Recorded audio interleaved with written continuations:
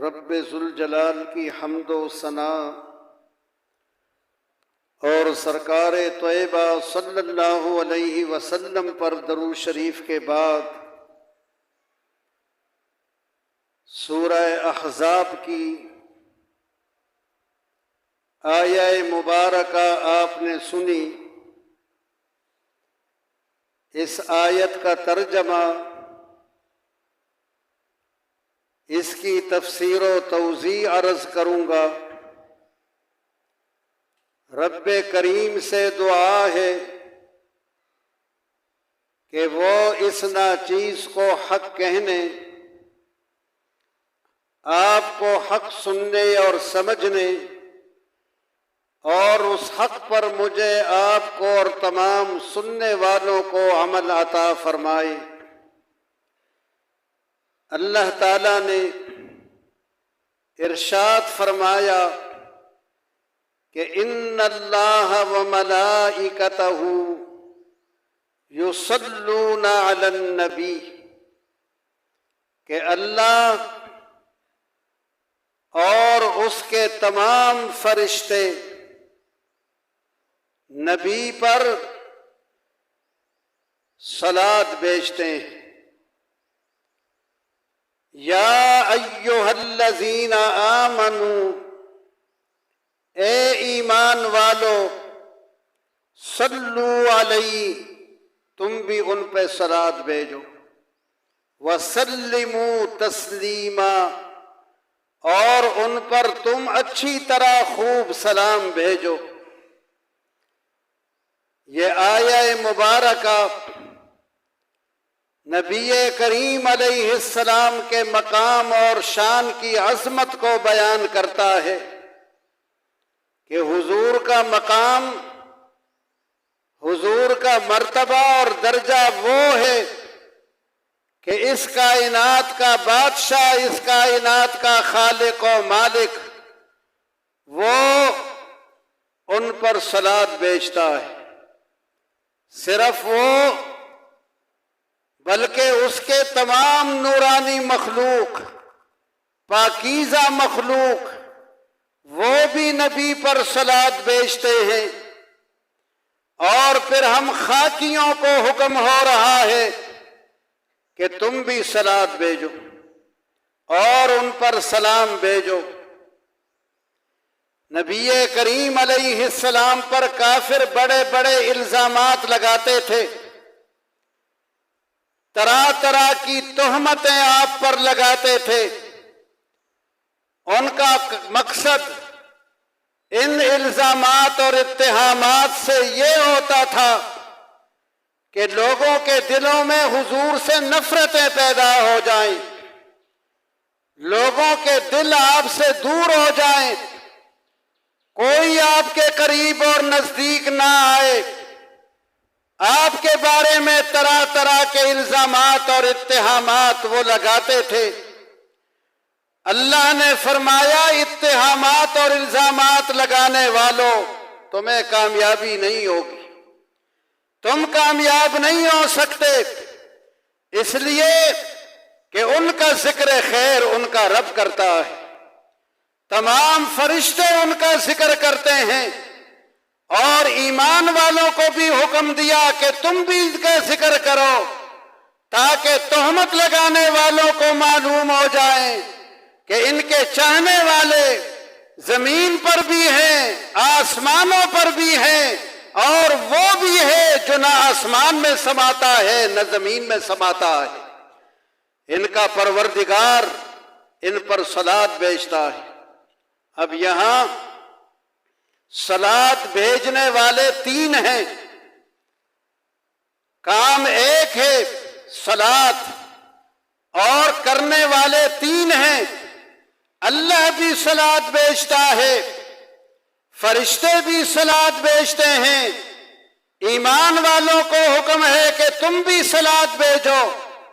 اب کام ایک ہے، فعل ایک ہے، اور فاعل تین ہے۔ اب اللہ کا صلاۃ یہ اور ہے، فرشتوں کا صلاۃ یہ اور ہے، میرے اور آپ کا ایمان والوں کا صلاۃ یہ اور ہے۔ اللہ کا صلاۃ کیا ہے کہ اللہ صلاۃ بھیجتا ہے کس پر؟ علی النبی، نبی پر۔ یہ نہیں فرمایا علی محمد، محمد پر، یہ نہیں فرمایا علی احمد، احمد پر اللہ درود بھیجتا ہے۔ نبی کریم علیہ السلام کی عظمت وہ ہے کہ اللہ تعالیٰ بھی آپ کا ذکر کرتا ہے تو آپ کی صفات سے کرتا ہے۔ فرمایا کہ اللہ نبی پر صلاۃ بھیجتا ہے، تو اللہ کا صلاۃ کیا ہے؟ اللہ کا صلاۃ وہ تعریف و توصیف ہے کہ اللہ حضور کی تعریف کرتا ہے، نبی کریم علیہ السلام کی توصیف کرتا ہے۔ کن کے سامنے؟ لا تعداد فرشتوں کے سامنے، وہ فرشتے جن کی تعداد کا پتہ نہیں۔ ما یعلم جنود ربک الا ہو، اللہ کے علاوہ ان کی تعداد کوئی نہیں جانتا۔ ان لا تعداد فرشتوں کے آگے اللہ تعالی حضور کی عظمتوں کو اور رفعتوں کو بیان کرتا ہے۔ یہ اللہ کا درود ہے۔ اللہ کا درود کیا ہوگا؟ اللہ کا درود حضور کی عظمتوں کو بیان کرنا، کہ حضور کی عظمتوں کو، رفعتوں کو اللہ بیان کرتا ہے۔ اور کن کے آگے کرتا ہے؟ فرشتوں کے آگے کرتا ہے۔ اب فرشتوں کا صلاۃ کیا ہے؟ ان کا درود کیا ہے؟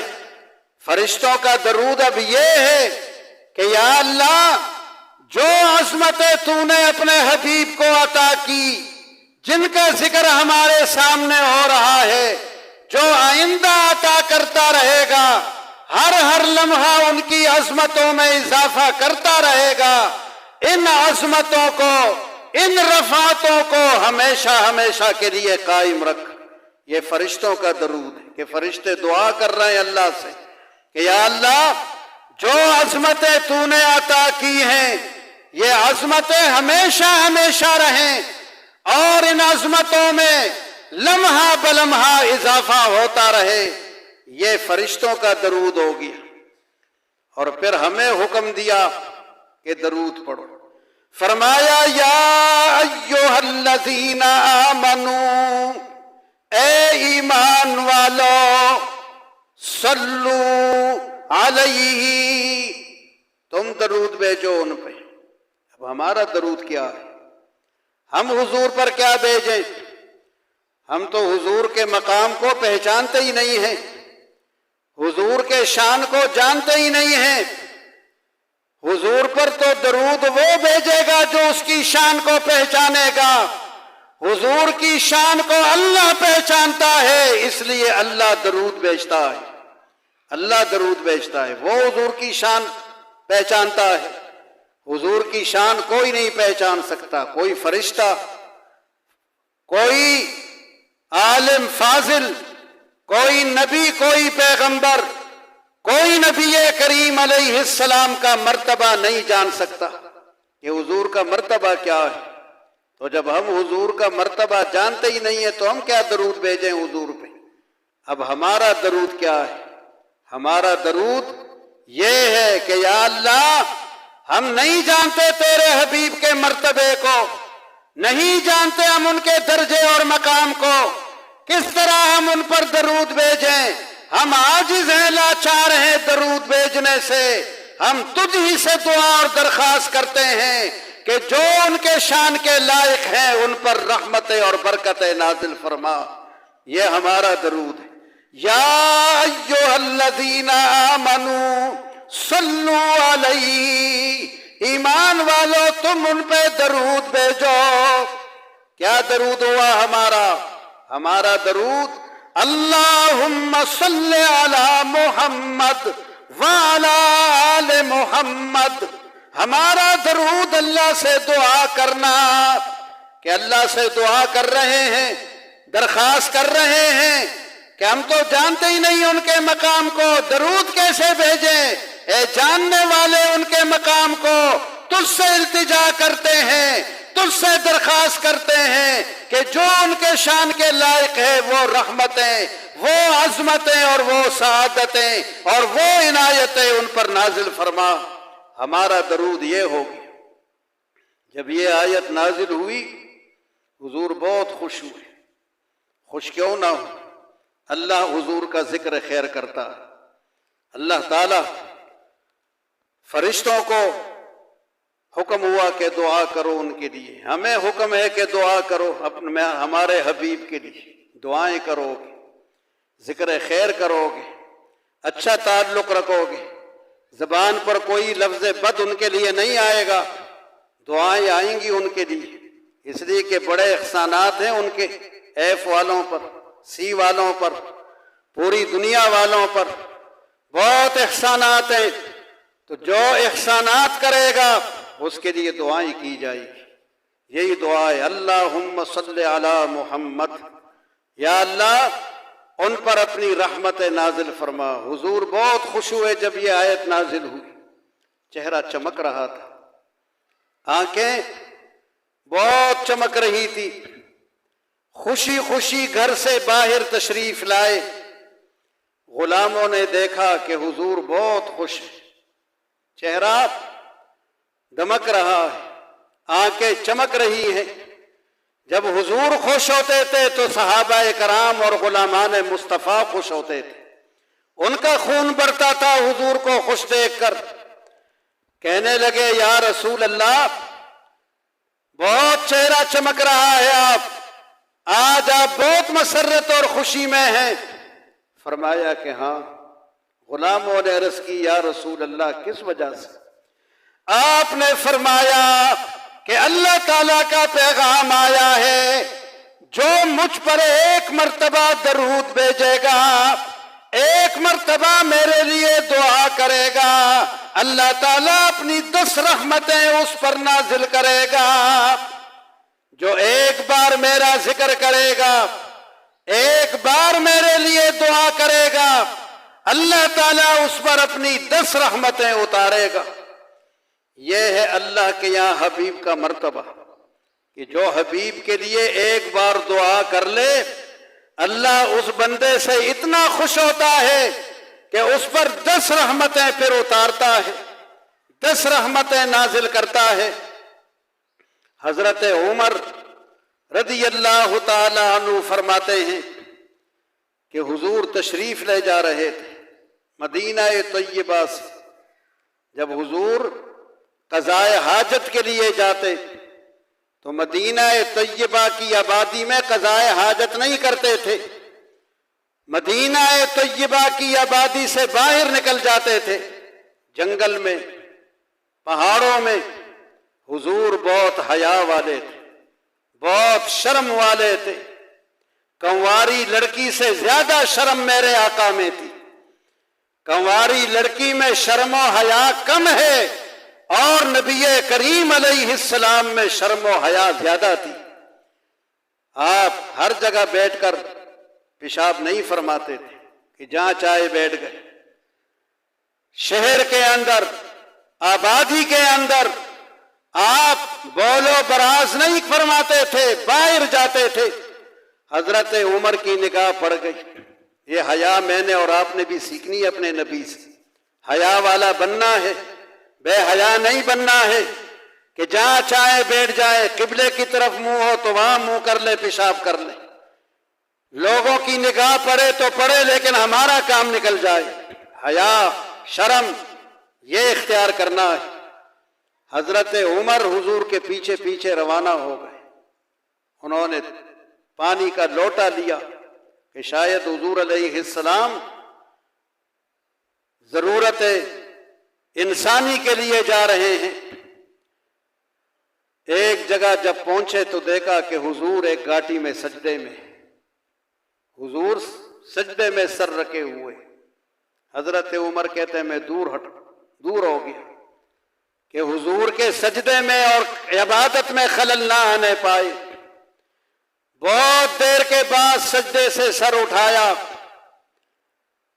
مجھے دیکھا، بہت خوش ہوئے اور فرمایا بہت اچھا کیا تو نے کہ نزدیک نہیں آیا میری عبادت میں اور میرے سجدے میں تو نے خلل نہیں ڈالا۔ ایسے ہی ہونا چاہیے، جو عبادت میں ہو، تلاوت میں ہو، ذکر و اذکار میں ہو، اس کے نزدیک نہیں آنا چاہیے، اس کی تلاوت میں، عبادت میں، ذکر و اذکار میں خلل نہیں ڈالنا چاہیے۔ یہ تعلیم ہمیں نبی کریم سکھاتے ہیں۔ حضرت عمر فرماتے ہیں پھر میں قریب گیا، حضور بہت حشاش بشاش تھے، بہت خوش تھے۔ میں نے عرض کی یا رسول اللہ، بہت خوش ہیں، سجدے میں تھے، کیا بات ہو گئی آج؟ فرمایا عمر، اللہ تعالیٰ نے پیغام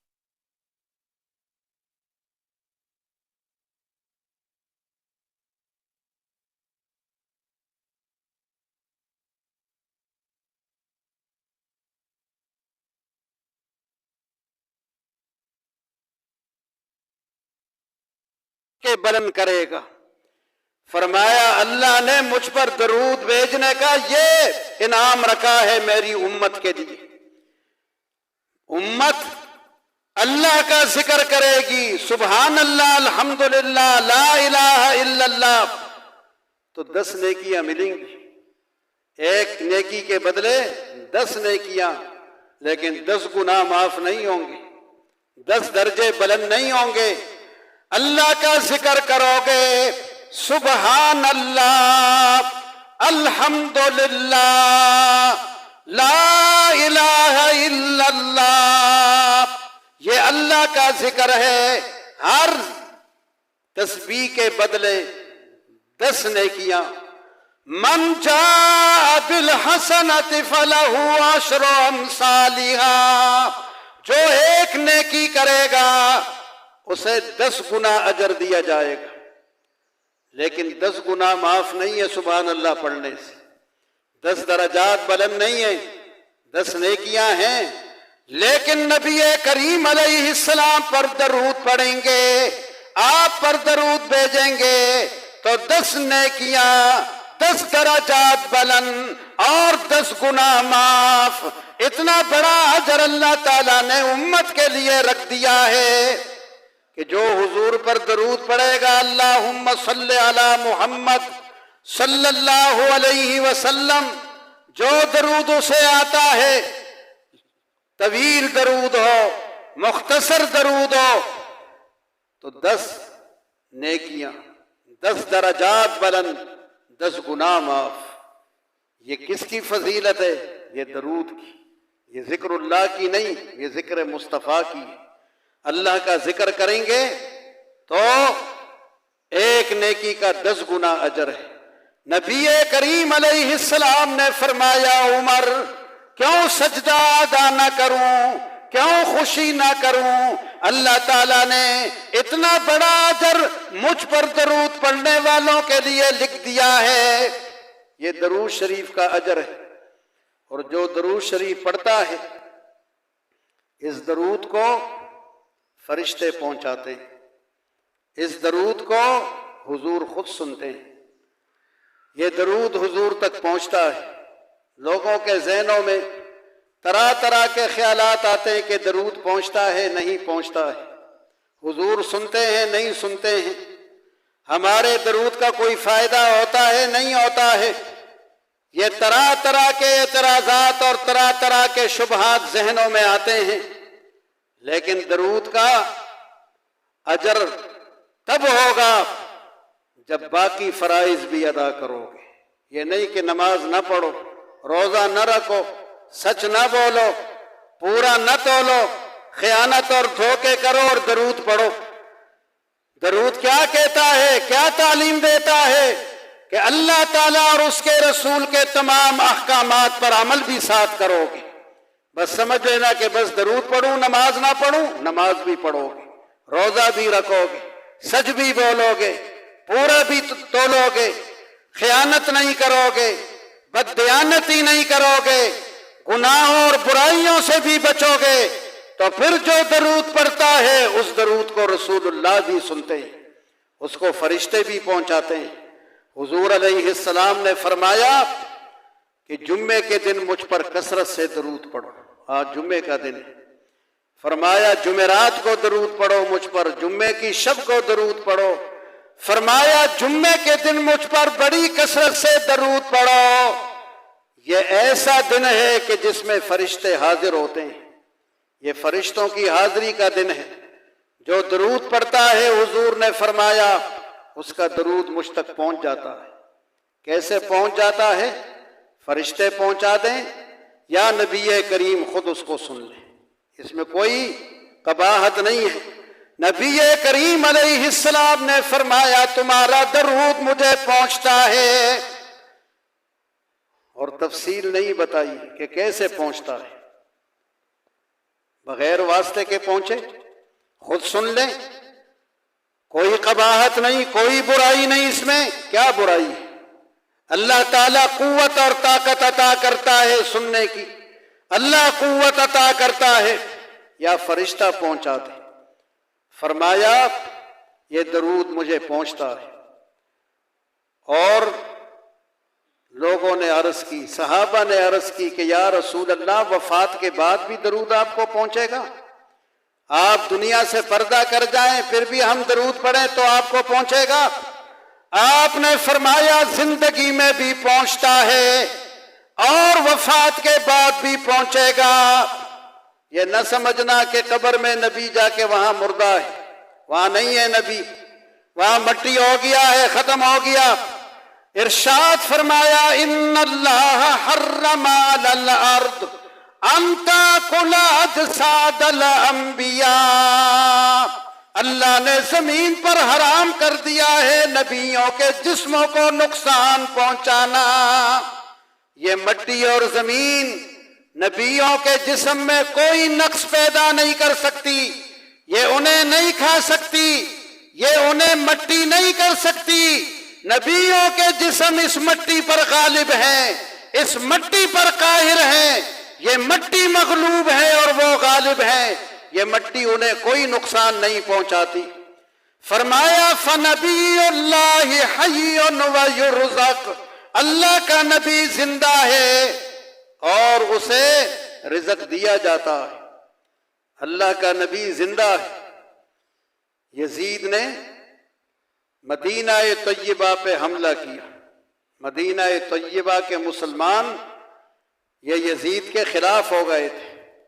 امام حسین کو جس نے شہید کیا اسی حکمران کے خلاف مدینہ کے لوگ ہو گئے. اس نے مدینہ والوں کو قابو کرنے کے لیے بہت بڑی فوج بھیجی. انہیں قابو کریں، ان سے لڑیں. یہ فوج مدینہ طیبہ میں آئی. اس فوج نے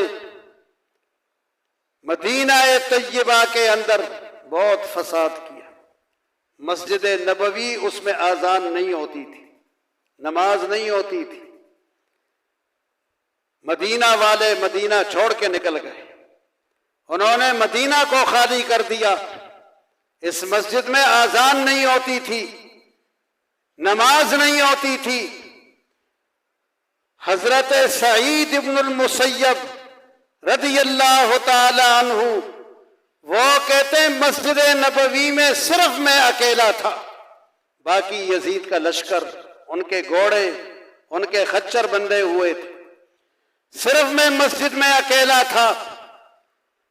جب نماز کا وقت آتا تھا اور میں نے اپنے آپ کو دیوانہ بنایا ہوا تھا، اپنے آپ کو میں نے پاگل بنایا تاکہ لشکر یزید، اس لشکر کے سپاہی میرے ساتھ کوئی چھیڑ چھاڑ نہ کریں. یہ مجھے دیوانہ اور پاگل سمجھ کے چھوڑ دیں. یہاں میں نے اپنے آپ کو پاگل اور دیوانہ بنا دیا تھا، وہ مجھے پاگل ہی سمجھ رہے تھے. میں حضور کے روضہ انور سے اذان کی آواز سنتا تھا. اذان کی آواز کہاں سے آتی تھی؟ رسول اللہ کے روضہ انور سے. نماز کھڑی ہونے کی، اقامت کی آواز میں حضور کے روضہ انور سے سنتا تھا. جب اذان کی آواز سنتا تو سمجھ لیتا تھا کہ نماز کا وقت ہو چکا ہے. ظہر کا وقت ہو گیا، عصر کا ہو گیا، مغرب کا ہو گیا، عشاء کا ہو گیا. فجر کا وقت ہو گیا، میں حضور کے قبر سے اذان سن کر نماز ادا کرتا تھا۔ کہا 3 دن تک یہی حال رہا ہے تو حضور قبر میں زندہ ہے۔ فنبی اللہ حی، فرمایا جمعے کو درود بہت پڑھا کرو مجھ پر، جمعے کو تمہارا درود یہ مجھے پہنچتا ہے۔ اللہ کا نبی قبر میں زندہ ہے اور نبی کو رزق دیا جاتا ہے، تو حضور ہمارا درود سنتے ہیں، آپ تک ہمارا درود پہنچتا ہے۔ یہ خیال ذہنوں میں لانا کہ پہنچتا ہے نہیں پہنچتا، سنتے نہیں سنتے، طرح طرح کے اعتراضات اور اشکالات اس زمانے میں ذہنوں میں گمراہ طبقے پیدا کرتے رہتے ہیں۔ ان گمراہ طبقوں کی طرف نہیں جانا ہے، جو سواد اعظم صحابہ کرام کے دور سے چلا آ رہا ہے انہی کے طریقوں پہ چلنا ہے۔ سواد اعظم اہل سنت کے راستے پہ قائم رہنا ہے۔ یہ درمیان میں طرح طرح کے طبقے، فرقے اور گمراہ کرنے والی قوتیں نکلتی رہتی ہے اور فنا ہوتی رہتی ہے، اور سواد اعظم چلتا رہے گا۔ وہ سواد اعظم ہے، جمعے کا دن درود کا ہے۔ انشاءاللہ اس سے آگے اگلے جمعہ بھی درود کے عنوان پر ہی بیان ہوگا۔ رب کریم مجھے، آپ کو، ہم سب کو درود پڑھنے کی، نبی کریم علیہ السلام کے ساتھ تعلق اور محبت کی توفیق عطا فرمائے۔